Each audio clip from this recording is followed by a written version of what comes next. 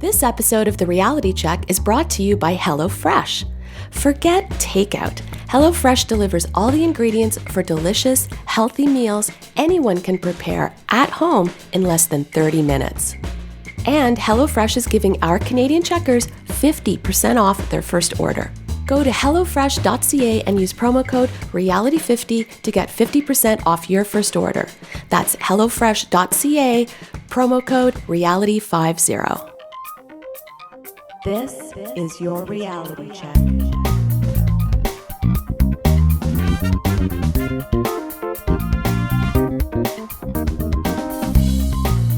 Hi everyone, and welcome to The Reality Check, your weekly Canadian show that explores a wide range of controversies and curiosities using science and critical thinking. I'm producer Pat, and with me is Cristina Roach. Hello. As you can probably hear, this is not a regular show, and let's make a phone call to find out why. Hey Adam, how's it going? Oh, it's going great. How are you guys doing? I'm doing all right. So Adam, this week we don't have a regular show, and it's all your fault. Yes. What happened? Well, I mean, I guess it wasn't totally unexpected. We sort of had the expectation that we might not have a show. But I finally had my baby. So baby Elizabeth was born last Friday, 7:21 p.m., 6 pounds, 11 ounces. These are the important stats people care about. Yes. Right.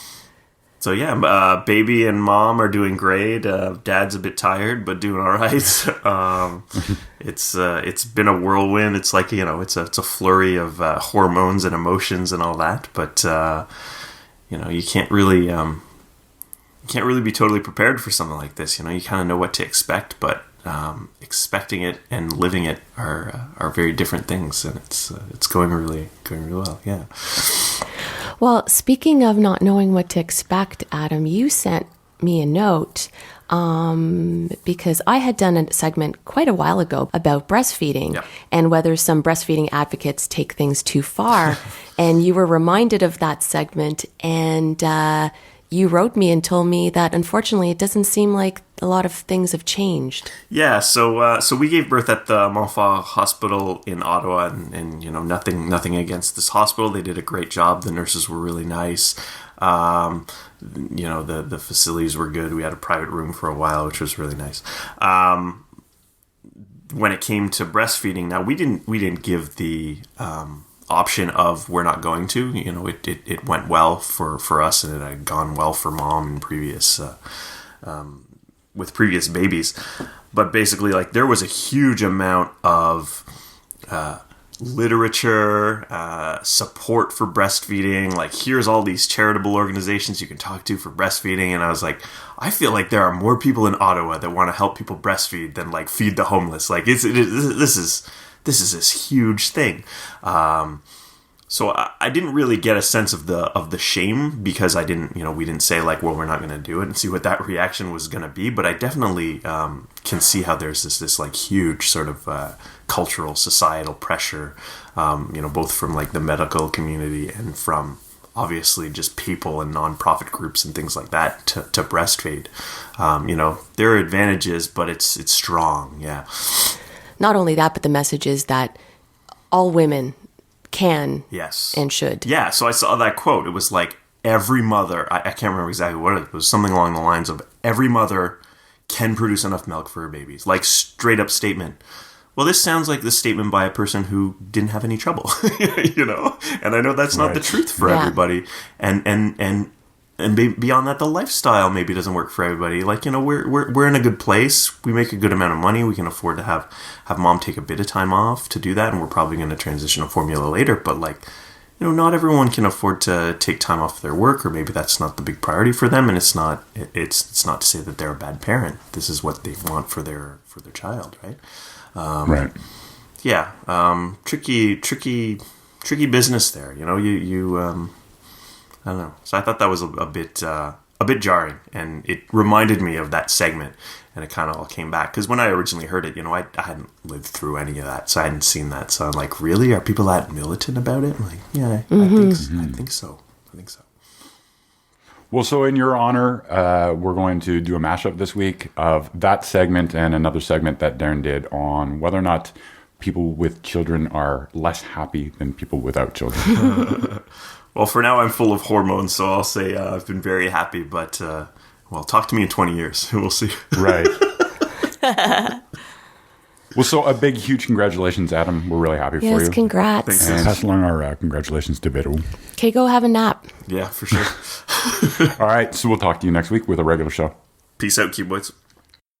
So here then is that original segment Cristina did on breastfeeding. And at the time, I think that you were a guest on the show. That's right. And another fun fact for our listeners is that this is the most downloaded episode of TRC to this day.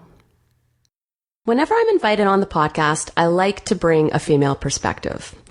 And I've been wanting to tackle my topic today for a while, but knew that I would be opening a huge can of worms.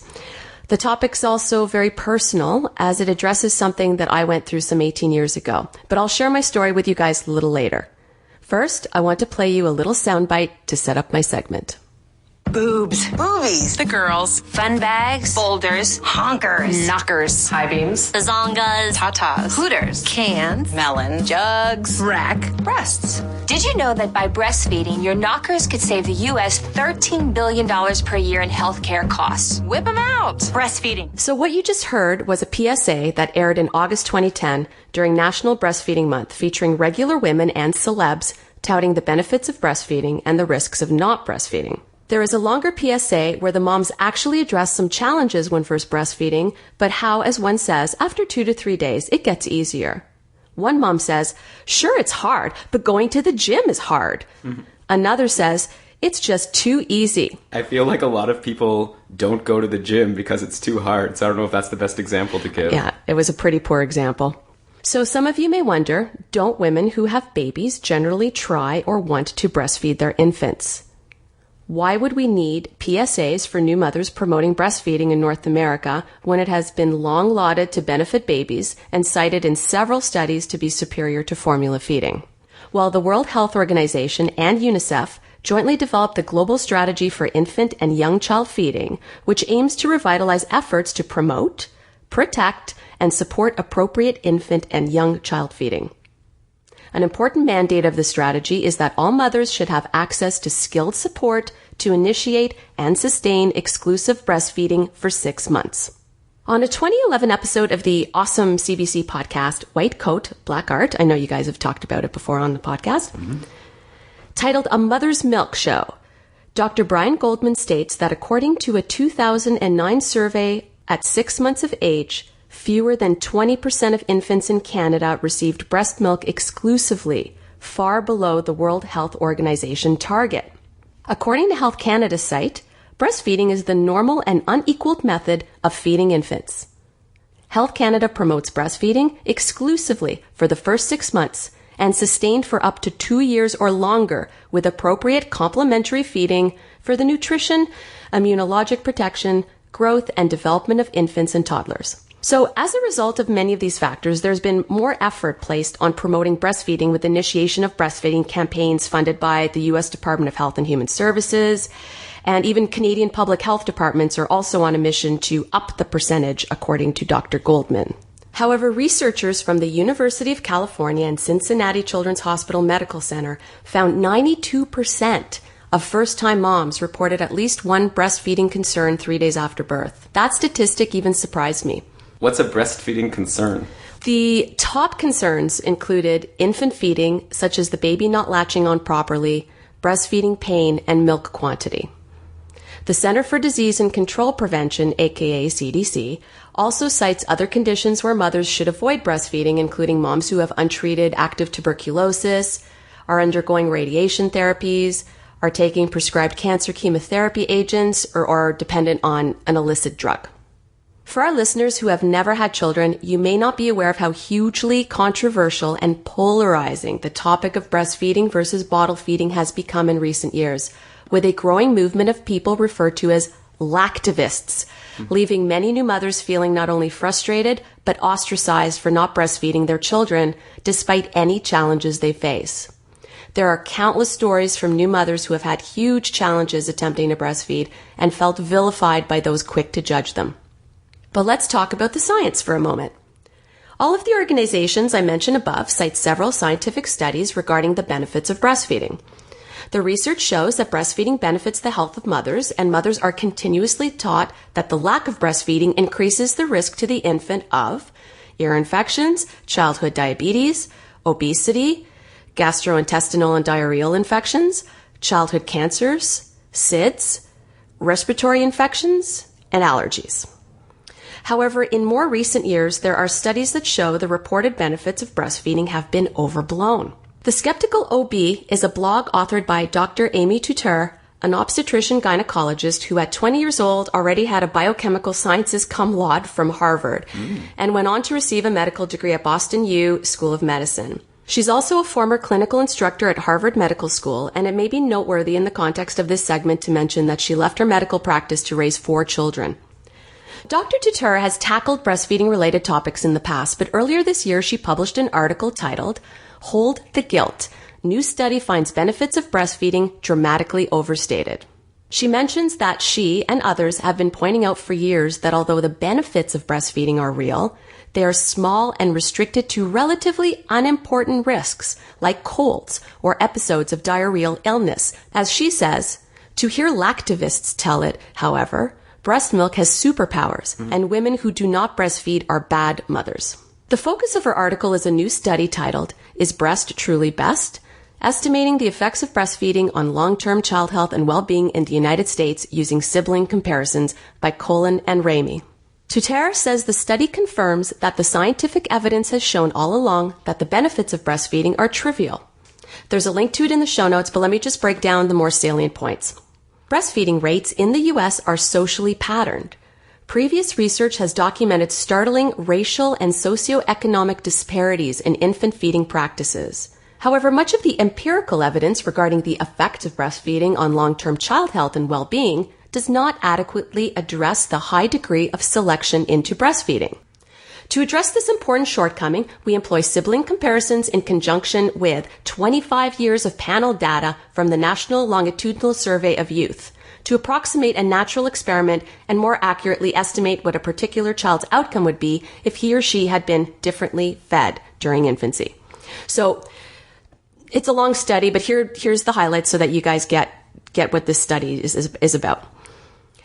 In the U.S., breastfeeding is strikingly socially patterned, especially by race and socioeconomic status.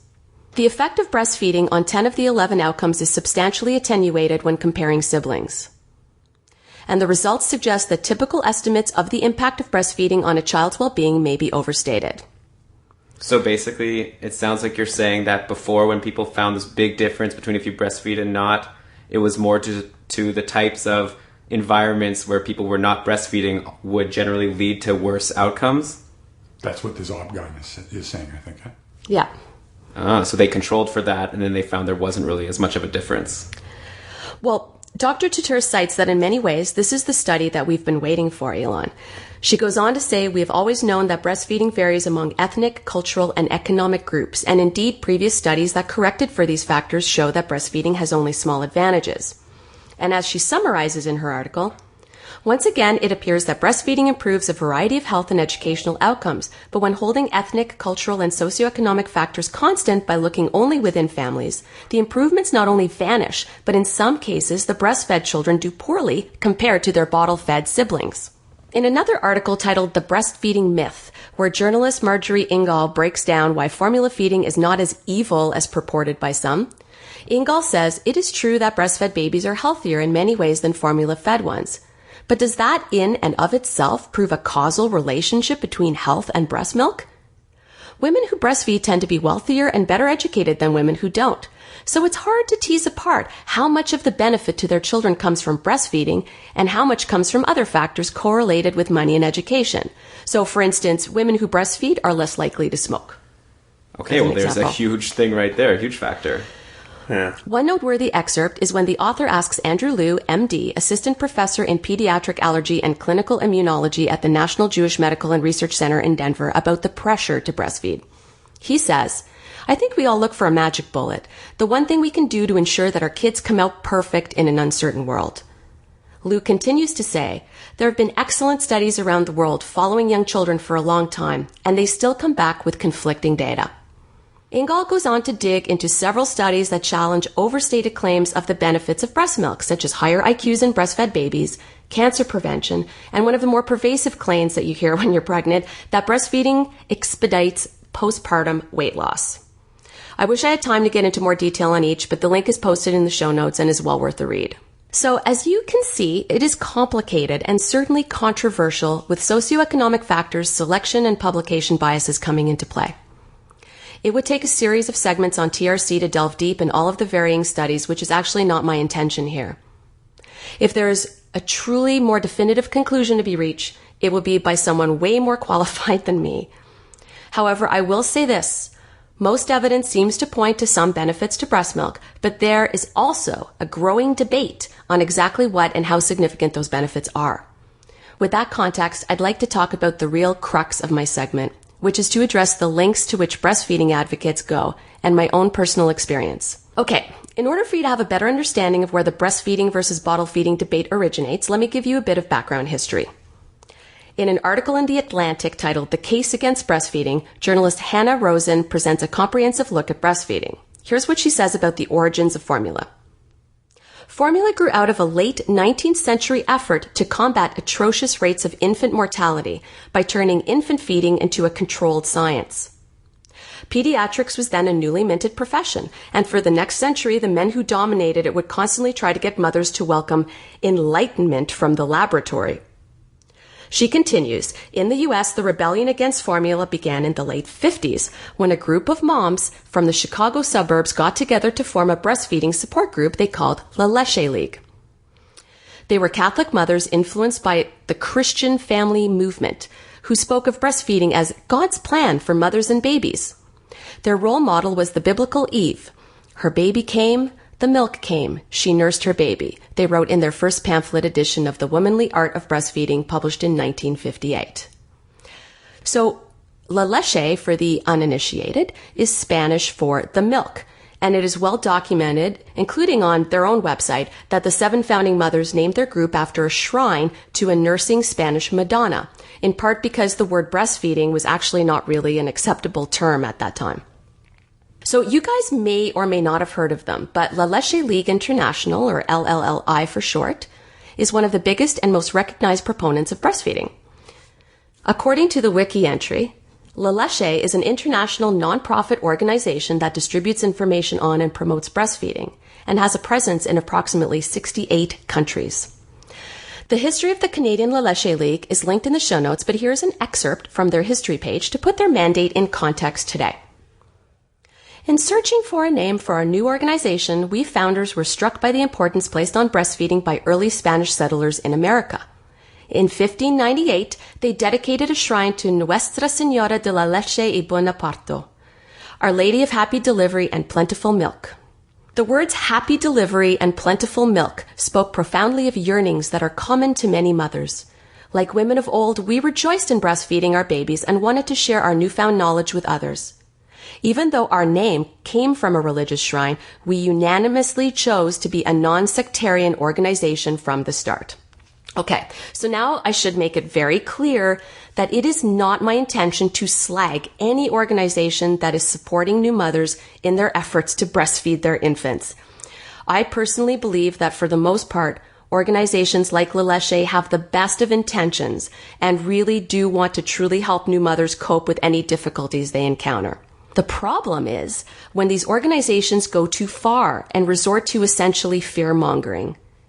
As I mentioned earlier, there are countless heartbreaking stories from mothers who felt anything but supported by these organizations, and I know this firsthand as I am one of them. Before my son was born, I read countless parenting and baby books trying to arm myself with as much information as possible so that I could ensure I was providing the little gaffer with the best care I could. However, at no point did I ever imagine the challenges I encountered when trying to breastfeed. So for those of you who've never had children, it is also important to consider the emotional, physical, and mental state that new mothers are in. Now add to that being bombarded with messages that if you don't breastfeed your child, you're essentially a terrible mother. Right, they're going to be sick and stupid. It sounds Pretty like what much, you said. yeah. So our son just turned 18 and at last measurement was 6'3". At birth, he weighed an incredible 9 pounds, 14 ounces, mostly because of his height. Growing up, he was continuously in the 90th percentile of height compared to other children his age. Needless to say, I was relieved and ecstatic to have delivered a healthy baby, but my breastfeeding woes started immediately. My son had difficulty latching on, which is a term used to describe the way your baby attaches to your breast to nurse. On top of that, I developed mastitis, which is defined as an inflammation of tissue in one or both mammary glands inside the breast, and it usually affects lactating women. According to some studies, mastitis seems to affect at least 10% of all breastfeeding mothers. The most honest and straight up way I can describe my experience trying to breastfeed is that it felt like there were razor blades in my baby's mouth every time I tried to feed him. And when he did latch on, I just wasn't producing enough milk. When I turned to the support group at his birth hospital, I was encouraged to keep trying and discouraged at any cost to resort to bottle feeding for all the reasons breastfeeding advocates list, including not being able to properly bond with my child and the fear of nipple confusion in the first weeks. Okay, so just in case you don't know what that means, nipple confusion is in reference to when a bottle-fed baby forgets how to nurse on a mother's nipple. So the suggestion is that if you introduce bottle nipples or even pacifiers too early, a newborn can forget how to nurse properly, since breastfeeding is said to require far more vigorous mouth and tongue motions and greater muscle coordination than bottle feeding. So at this point, I was at a loss. I started to become very concerned that our baby was not getting enough food. The more vocal I became about exploring alternatives, the more pressure I received to not give up, backed by the countless reasons why it would be detrimental to my baby if I resorted to formula bottle feeding. Okay, so when we took our little man to the hospital for a checkup, I was horrified to learn that he had lost well over a pound, which is a lot for an infant, as you can imagine. If it starts at 9. Yeah.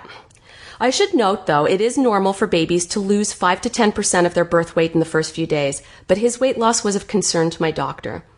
My worst fears and the guilt I felt that I'd been starving him started ringing true.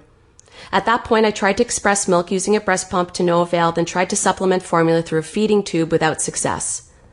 After many tearful breakdowns, enormous guilt and anguish about my decision, I started bottle feeding. Even 18 years later, in reading my segment to Pat for his input, those feelings came rushing back and I started tearing up. In the episode of White Coat Black Art that I mentioned earlier, Dr. Brian Goldman interviews 2 Canadian women with similar experiences to mine who turned to their local public health departments for support.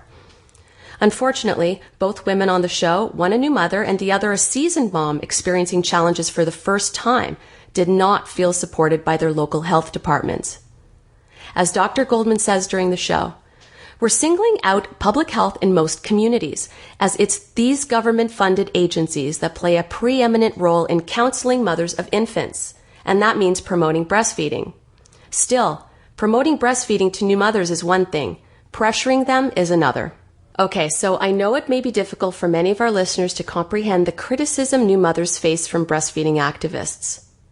Many go to the extreme that formula itself is dangerous, with some proponents such as Melbourne Doctor of Midwifery, Dr. Jennifer James, inflaming the emotional debate by calling for infant formula to be banned from supermarket shelves and made available only by prescription. Well, friend of the show, Jem Newman from Skeptic North, posted an extensive article in July written by his wife, Laura Creek Newman, who is a registered dietitian.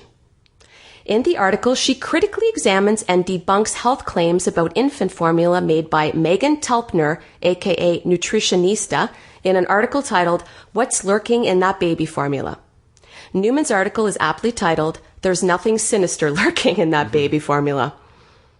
So Newman points out that Telpner puts forward that most of the ingredients in conventional baby formulas, even many organic baby formulas, are unhealthy, thus making these products unfit for baby. According to Newman, while formula companies have used and may still use unethical marketing practices, this does not comment on the safety of their products. Infant formulas are some of the most heavily regulated and monitored food products in the United States, similarly in Canada. There are several erroneous and potentially harmful comments made in this article, and I would like to address them, which she goes on to do an excellent job of. Again, you can find a link to the article in its entirety in our show notes. In reality, it can be hard to not sound defensive when defending formula. So for instance, one article I read pointed to Amazon customer reviews of Peggy Robin's book, Bottle Feeding Without Guilt, a reassuring guide to parents. Comments dismissing women who bottle-fed children included calling formula feeding stupid, selfish, lazy, attributing thousands of annual deaths in America to withholding breast milk, wrongly suggesting that only 1% of women who truly can't breastfeed are, quote, born handicapped, and calling formula junk food. As an article I cited earlier, the breastfeeding myth addresses, is formula really so horrid? Dr. Mary Jane Minkin, a clinical professor of obstetrics and gynecology of Yale University School of Medicine, has a succinct answer for the lactivists, mama bloggers, and playground experts who say that formula is poison. Bullshit. She elaborates, the major advantage of breastfeeding is that formula just can't provide the antibodies a mother's milk can, but at around 2 months, the baby's immune system picks up and it's far less of a concern. In conclusion, I'd like to read what the author of the breastfeeding myth says, and I honestly couldn't summarize it better. How about this? Let's argue that breastfeeding is ideal. Let's agree that public policies and workplaces should support it better. But let's also acknowledge that bottle-feeding moms need encouragement too. Cruelty helps no one, not babies, not moms. Imagine if we took half the energy we spend sniping at the formula crowd and turned it instead toward making it easier for women who breastfeed to keep their jobs and for women who formula feed to keep their dignity.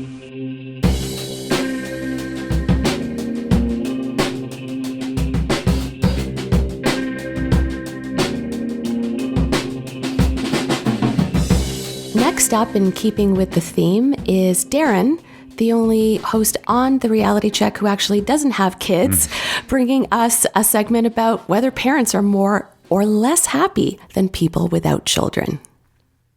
Outline for the segment is that I'll provide some qualifying remarks, then cover research from various sources, and then we'll see if there's a consistent result or finding in this field. So the qualifiers. What is a parent? Well, someone with a kid, sure. But before I begin, we must note that there are many different types of parents. Some parents intentionally have 7 children, others unintentionally have 3. Some parents become parents through adoption, others through marriage. Additionally, cultural context is of great importance. Are you part of a community that highly values parenting, and you're seen as defective if you don't have a child? What if you're only allowed to have 1 child, as in China's family planning policy? Might that affect how you feel about having a child? Or 2 children? Additionally, we can imagine the attachment style of a child would have a large impact, because children sort of are friendlier to their parents to different degrees, and different parents would react differently to children who have various illnesses or limitations. All that to say is that when you think about if parents are less happy, there's a lot of qualifications and nuances that has to go in understanding the topic and the subject. Sure.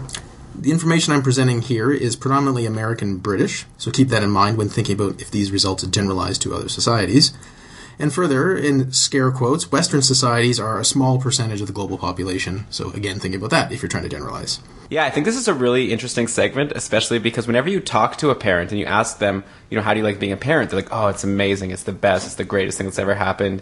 But then when you actually, or at least from my experience, whenever you actually see them in action being a parent, especially for really young kids, they look tired, they look beat up, they hate their lives. So I think it's really interesting that now we'll finally figure out whether these people are happy or just, convincing themselves that they are. Or maybe not even be able to resolve that. But yes, there's that nuance between someone saying they're happy and their day-to-day moment is unhappiness. Another huge complication, somewhat just touched on by you, Elen, is what do we mean by happy? Oh, now, many of the studies don't fully operationalize the term, but allow those who fill out, say, a survey to define it as they deem appropriate. I don't actually have a problem with this, because on average, people in surveys would probably define it similarly if they're from a similar culture and the numbers are high enough. But that's something to keep in mind also. Sort of in the aggregate, it should work itself out. Yeah. So again, how do we get at all this complexity? For the moment, I'll share an excerpt from the wonderful author Zadie Smith. She wrote White Teeth, which was great, and On Beauty, which was also worthwhile, talking about joy. And this was found in the Pacific Standards Science of Society group, and links we use for the show you can find on trcpodcast.com. And here's the quotation. Occasionally, the child, too, is a pleasure, though mostly she is a joy, which means, in fact, she gives us not much pleasure at all, but rather that strange admixture of terror, pain, and delight that I have come to recognize a joy, and now must find some way to live with daily. Smith also wrote, sometimes joy multiplies itself dangerously. Children are the infamous example. Isn't it bad enough that the beloved with whom you have experienced genuine joy will eventually be lost to you? Why add to this nightmare the child, whose loss, if it ever happened, would be nothing less than your total annihilation? Heavy. Wow. Now, that isn't quite true, but I think it hints, especially in a poetic or literary way, at the potential complications you open yourself up for to create something in your life which has so much importance that it'd be devastating to you if anything happened to it. So keep that in mind, as now we turn to some more informed opinion and actual data. So first off, we're going to turn to Harvard psychologist and happiness researcher Daniel Gilbert. I highly recommend his excellent book, Stumbling on Happiness. Not bound in human flesh. No, as far as we know. We'll find out on the third It is segment. possible someone who really likes him and it did a special copy, but we don't know. Didn't see it on the list. Okay. In a presentation, Gilbert stated that once people have kids, there's a downturn in happiness, which isn't reversed until the kids move out. Wow. So why might people always speak so joyously and happily about their kids? Well, Gilbert likened having kids to watching a baseball game where nothing happens until the final innings when someone hits a game-winning homer in the ninth. You'll always remember that magical momentary ending, but forget the uneventful innings. It's just like spending a day with a 5-year-old. It can be very stressful, and then you hear a, "I love you," at the end of it, and that seems to validate any difficulties you had. And this touches on something called the peak end rule from the researcher Daniel Kahneman, where people tend to remember whatever the most intensive part of an experience was, the peak, as well as what happens at the end. That's fair. So parenting apparently doesn't do much for moment-to-moment happiness, but may provide more significant moments. But isn't that good? At the end of the day, when you're sort of looking back at your year, do you really give a crap if you were kind of happy every day? Or do you really care about, like, those 5 or 6 times something really amazing happened, you know? That might depend on who you are, how your personality goes, and it could also be that maybe day-to-day happiness is better for your health. But 5 significant moments is better for your psychological well-being. It gets tricky. In 2013, there were some findings published in Psychology Science that tilted towards parents being happier. And this is covered in a USA Today piece, again, links to on our show notes. This largest sample comes from about 7,000 individuals collected between 1982 and 1999. It found that fathers and parents between the ages of 26 and 62 were happier, but not mothers, young parents, and single parents. Now, co-author Sonia Lyubomirsky, a psychology professor, said there was no difference in happiness between moms and women without children, but young parents and single parents were significantly less happy than childless peers. And when these studies are happening, is it just surveys, I guess? They're just asking them, are you happy at different points of time? This particular one is a survey, which is trying to assess numerous parts about, say, the lives of different U.S. citizens, and part of that is related to parenting. This particular one. And some of the other ones as well. So the next is Robin Simon, a sociology professor, very much disagrees with what I just told you. She looked at a U.S. nationally representative study sampling about 1,200 Americans that were picked from all races, socioeconomic backgrounds, and education levels. As a group, parents of all types and all socioeconomic levels in the United States report more symptoms of depression and emotional distress than their childless adult counterparts. She has done other studies that indicate the same thing. The stress is just so high for parents. Well, there's a difference between saying the stress is high and maybe some of the extreme cases, depression, blah, blah, blah, are higher. To correlate that to say that average levels of happiness are lower may not necessarily be true. Indeed. It may just be that extremes are more prevalent. Further adding to the complications, the Pew Research Center analyzed government data which provided mixed results. American parents of children under the age of 18 find, quote, much more meaning in time spent with children than in time spent at work, end quote. But it was also found that, quote, parents find caring for their children to be much more exhausting than the work they do for pay, end quote. So you find more meaning, but you find it more exhausting. And depending on who you are, you might be able to read whatever you want into that. Now, there was a Live Science piece that was summarizing different studies, while linking to all of them, and stated that studies attempting to compare parents and non-parents have variously found that kids make people happier, that kids make people less satisfied with their marriages, and that parents are less happy, but lie to themselves about it, and that the difference between parents and non-parents is a wash. Man, I feel like I'm watching a ping pong game right now. It's kind of all over It's that. exciting. Now, a reminder of the complication of measuring any of this is, of course, we can't do a double-blind or randomly assigned experiment. Additionally, there may be other factors at play. Perhaps parents aren't happier, but childless people are less happy due to social opprobrium. You get shamed for it. what kind of person might decide to have a child versus not decide based on other factors. Who knows? What does your peer group think of you, and so Very on. complicated. Well, there's that, but there's also the idea that maybe the type of person who would decide not to have a child, maybe that person is also predisposed to be happier, not happier, but not because of the child, but just the way they are, and that thing led to not having the child. This whole correlation causation thing. Right, that's possible, although I think that particular one may be less likely directly happiness related, but I could see other variables coming into play, which would then confound the whole thing. So this was the point that extraneous factors might influence happiness as well. For example, by age 45, 86% of women and 84% of men have kids, making non-parents a minority. These non-parents may face judgment or criticism for not having kids, which could alter their levels of happiness. So why this topic came up, not only because I find it generally interesting, but there were some recent studies that came out in January of this year, and CNN had coverage of two of the big ones that examined the question at hand. The first was a report by Princeton University and Stony Brook University, published in the Proceedings of the National Academy of Science, or PNAS, found, quote, very little difference between the life satisfaction of parents and people without kids once other factors, such as income, education, religion, and health, were factored out. The study examined a survey of 1.8 million Americans, including parents between the ages of 34 and 46, conducted by Gallup from 2008 to 2012. Now, that doesn't mean all the parents they looked at were the 1.8 million, right? There were other people involved too. In an interview, Arthur Stone, one of the study's co-authors, said that similarities in reported happiness among parents and the child-free, especially in developed countries like the United States, can be chalked up to different priorities. Specifically, whether a person chooses to have kids. Basically, if you want to have kids, and you do, your happiness will be similar to those who don't want to have kids and don't, when you take out the finances and education and other variables. That said, the study did find that parents tend to experience more highs and lows, more extremes. Mm-hmm. The other study was by Open University in England, and they looked at 5,000 people in England and in the United States, and the authors found that childless couples were happier with their relationships and their partners than parents were, and doing more work on their relationships than parenting couples. Now, it also found mothers are almost twice more likely than fathers to say that the child or children are the most important person in their life. Fathers are much more likely than mothers to regard their partners as the most important person. It also found that mothers are more negative about relationship quality, relationship with partner, relationship maintenance, happiness with relationship or partner than childless women.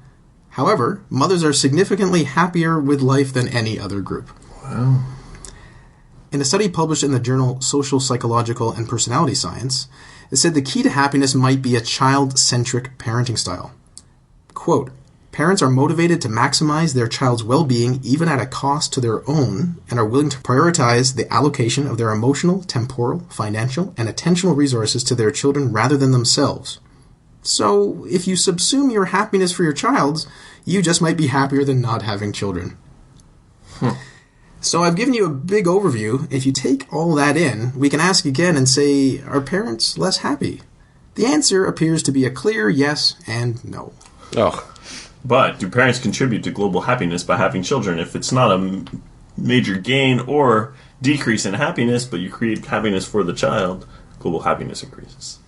Oh, you're doing a global consequentialist argument, which I do appreciate. Right. That wasn't the particular question at hand. Just throwing it out there. And so looking at all this different research, if I had to summarize, it's that main point that if you really want to have kids, and you do, you'll probably be pretty happy with that choice, even though some people won't be. And similarly, if you don't want to have kids and you don't, you'll probably be pretty happy with that choice, even though some people have regret. And certainly, if you are poor, that just makes you less happy. If your relationship isn't as good, that makes you less happy. If you have other disadvantages, that's going to make you less happy. The relationship stuff does make some general sense. If you just take a step back, there's only so much time in the day. And raising a kid, depending on the society you're in, is going to be between, like, say, 50 grand and 200 grand. So what else could you spend that money on? And all the hours you devote to your child, what else could you spend that time on? You could spend it on exercise, relaxation, working and doing stuff with your partner. So you can just clearly see that there's going to be these huge variables at play that, of course, if you think you're going to get as much joy from spending money on extraneous trips or other things and working on your relationship, that is going to make you happy. If you think, wait, I want to bring some life into this world and have this person be taught and share experiences, love them, then that could make you happy too. I hope there was actually going to be a clear answer, but there wasn't. Yeah. Well, sometimes there isn't. So we hope that you enjoyed this special Mashup episode all about parents and children in honor of Adam's new baby. Adam, Darren, and I will be back with a brand new show next week. Cristina, you have the week off. Yes, unfortunately, I have an obligation that's taking me away from TRC on Tuesday evening, but I'll be back with bells on the week after. All right, I'll talk to you next week. Stay classy, not smart-assy. Good night, everyone. For show notes or to discuss this episode, visit our Facebook page and website at trcpodcast.com. For general inquiries or to send a topic or parody suggestion, email info@trcpodcast.com. Help support the show by leaving a review on iTunes and liking us on Facebook. Follow us on Twitter at TRC_podcast.